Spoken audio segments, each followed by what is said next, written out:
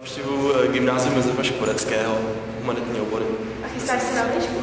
No, chystám, podal jsem si přihlášky hlavně na dějiny výtvarného umění do Brna a do Prahy. No, já se chystám, chtěla bych studovat dějiny umění, na který se letos asi nedostanu, protože proto nic nedělám a v sobotu mám zkoušky.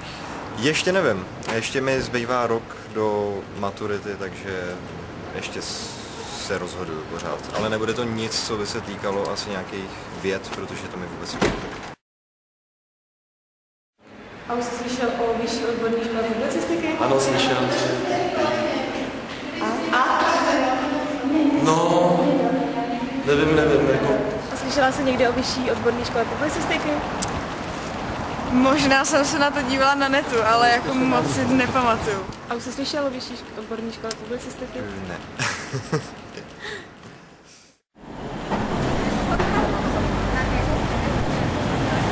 Pojď sem, kam jdeš poprvé? Ahoj, já jsem Adéla a tohle je moje škola. Provedu vás a ukážu vám, jaký to tam je a co tam můžete najít. Pojď sem, kam jdeš podruhý? A tohle je naše paní Vrátná, paní Libušek Šírová. Ta ví úplně ze všech nejlíp, jak to tady chodí. A tady je většina učeben. Pojďte se mnou. Jak se nebudu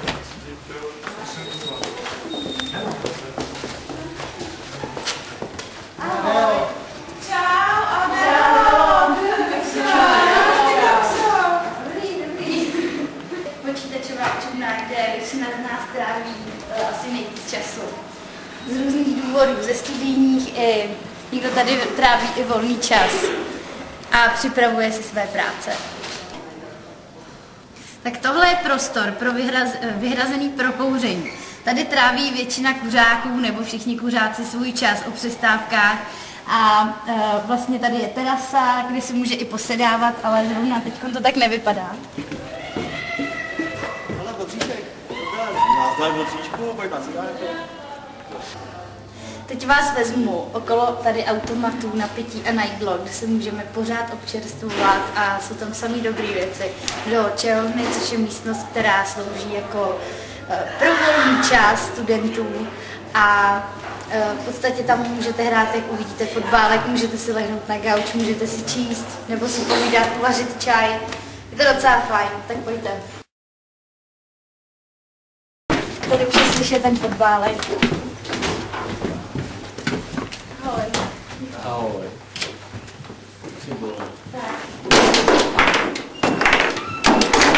Ty prázdní lahve, to je jenom dekorace, samozřejmě tady nikdo nekonzumuje alkohol.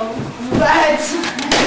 A hlavně je tady lednička, takže si můžou lidi odkládat svoje vlastní či nevlastní jídlo. A může se tady pouštět muzika, nesmí se tady kouřit. A vlastně tady můžete vidět nějaký vtipný obrázky, co tady vylepujou. A už jenom relaxovat, tady si takhle sednout, dát si nohy nahoru a pohoda.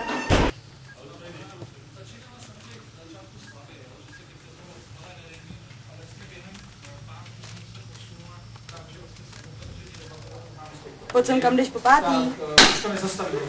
No, tak zrovna se nacházíme v hodině českých dějin prvního ročníku a takhle nějak to tady vypadá. Tak vlastně postoupili mnohem dál, než se očekávalo. Takže zrušení cenzury svým způsobem, někdy se mluví o tom, že to byl první problém a první zábělek problémů pro Alexandra Lukáše. A teď se projdeme chodbou, kde se nalézají další dost zajímavé místnosti a dost potřební. Takže tady je jedna střížná videostudia a hned vedle je druhá.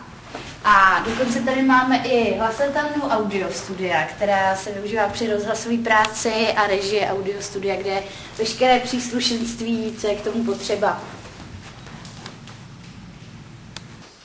A pro ty, kdo fotí, je tady i temná komora, kde si můžete obsloužit, je tam úplně všechno, co potřebujete k vyvolávání fotek. Pojď sem, kam jdeš po šestý? Takže pokud se vám naše škola líbí, tak dojděte sem na studijní oddělení, kde si můžete vyzvednout svoji přihlášku. Můžeme přihlášku a tady informace. Zavolejte, takže to je přihláška a uvidíme se tady.